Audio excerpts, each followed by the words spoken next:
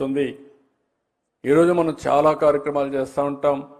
ఏ కార్యక్రమంలో రానంత తృప్తి ఈ యొక్క సేవా కార్యక్రమంలో వస్తుందని చెప్పి కూడా నేను మీకు తెలియజేస్తున్నా.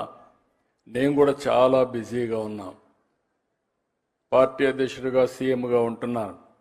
అయినా కూడా నా వంతు కర్తవ్యంగా నేను కూడా ఒక మార్గదర్శిగా ఉండాలని 250 కుటుంబాలను నేను కూడా దత్తత తీసుకొని నేను కూడా వ్యక్తిగతంగా మానిటర్ చేస్తున్నానని చెప్పి కూడా నేను మీకు తెలియజేస్తున్నా. ఇందులో కష్ట నష్టాలు నాకు కూడా తెలియాలి. నేను కూడా కొంత సమయం స్పెండ్ చేయాలి. నేను కూడా కొంత సమయం స్పెండ్ చేసి నాకు కూడా అందులో కష్ట నష్టాలన్నీ తెలిస్తే దాని మీద ఏం చేయాలనో ఈ కార్యక్రమాన్ని ముందు తీసుకుపోవడానికి అవకాశం వస్తుంది. మళ్ళీ మిమ్మల్ని అందరినీ కోరుతున్నా, ఒక చరిత్రకు శ్రీకారం చుట్టాం. రాబోయే రోజుల్లో ప్రభుత్వ విధానాలు ఏ పాలసీ తీసుకున్నా ఒకటే గుర్తుపెట్టుకోండి, పేదవాళ్లకు అనుకూలమైన నిర్ణయాలే ఉంటాయి.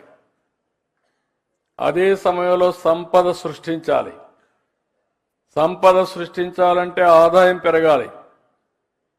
ఆదాయం పెరిగితే